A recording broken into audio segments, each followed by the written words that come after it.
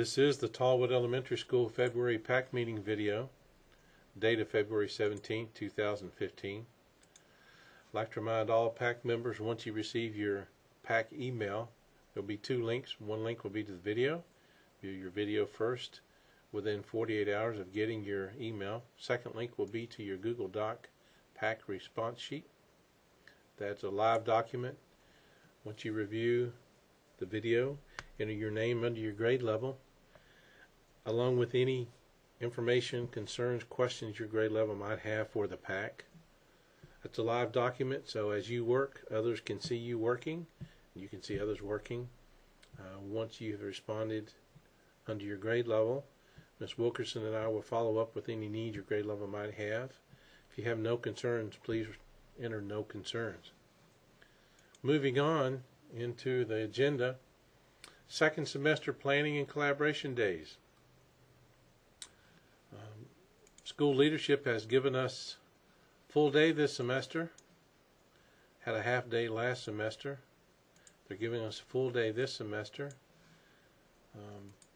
Need each grade level to decide on a date. Needs to be on a Friday or a Monday, so it doesn't interfere with our regularly scheduled our regularly scheduled collaboration days of Tuesday, Wednesday, and Thursday. Please remember to get with me within the next week what dates you might want for your grade level. Remember, they go quickly once people start selecting. I'll leave it up to you as to how you structure your day.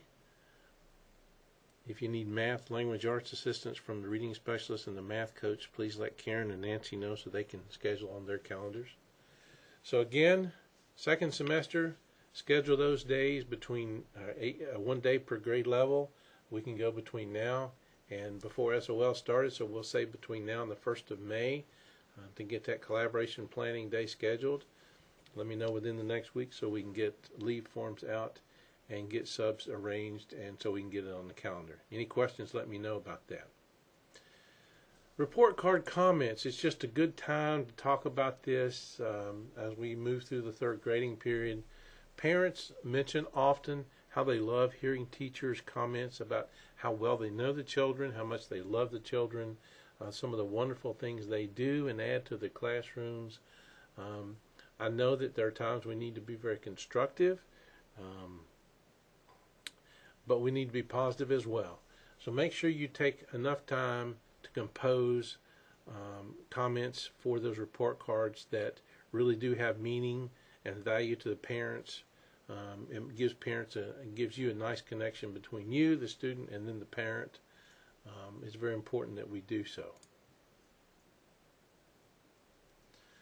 After our last PAC meeting, had a nice long talk with the custodians about what our concerns were, what our needs were.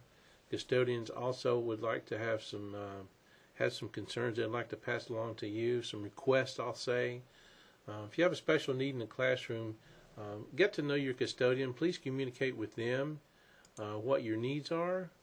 Let them know what's going on in your classroom, what you might think that's important.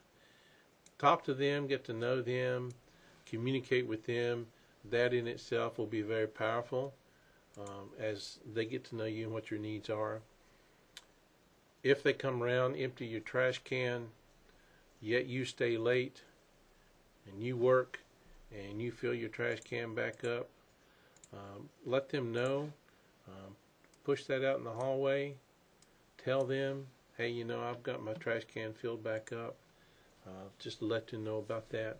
With cold and flu season here, it's a good idea to clean the desktops at night. They're prepared to do so, but if it's desktops are covered with chairs or books or materials, naturally they don't want to disturb the books and materials. Make sure your desktops are cleaned each night and make sure they're cleared so the custodians can then meet your needs. And again, that communication is very important to help them know what you need. Let me know if there's any questions about that as well. Something new we're doing this year, need to start doing immediately. If we have any outside presenters, nice example. That's the weatherman coming to talk to you, grade level. Contemporary Arts Center, Crossing Museum. Outside folks come to work with your kids. We need to complete a use of school and facility form.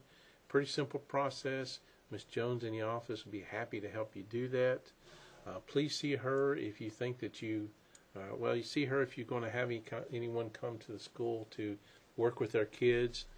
She'll help you fill it out. I'll sign it and be done with it. So again, make sure you follow through with that with anyone that comes to the school to work with our kids.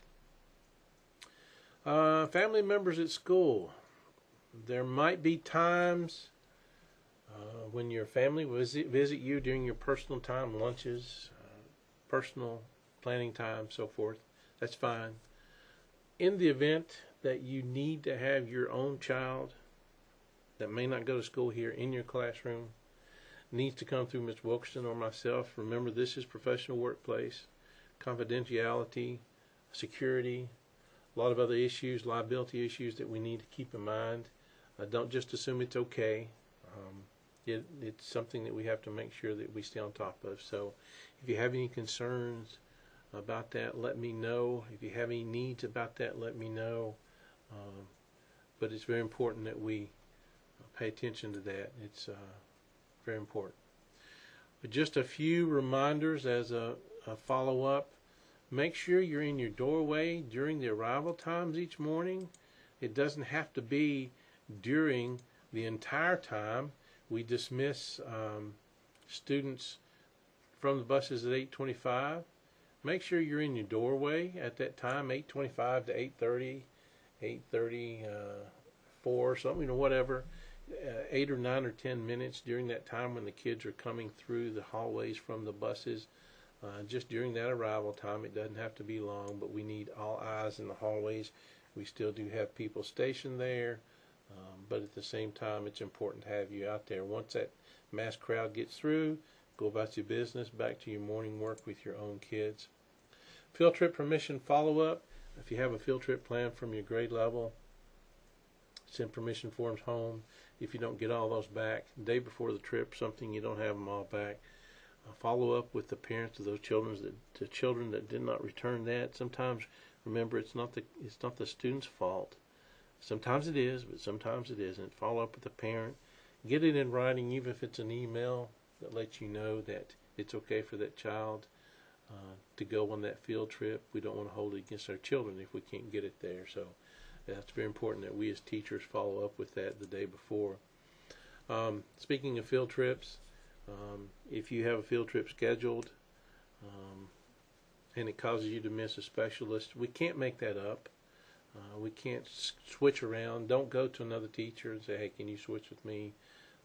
Our schedule's so tight. One change like that affects so many other things. So make sure that if you see something going on, get with Ms. Wilkerson and we'll see if there's something we can do. To be honest with you, oftentimes we can't because it's so tight and it does affect so many other things.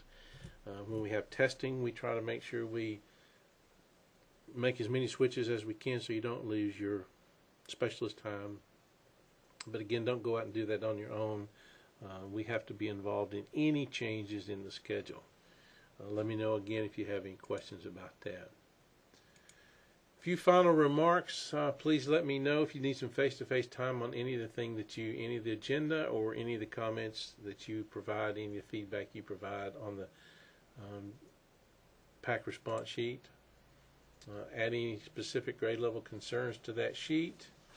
Ms. Wilkerson and I will follow up with that. If you don't have any concerns, enter no concerns. So again, thank you. Give us feedback about this and have a great day.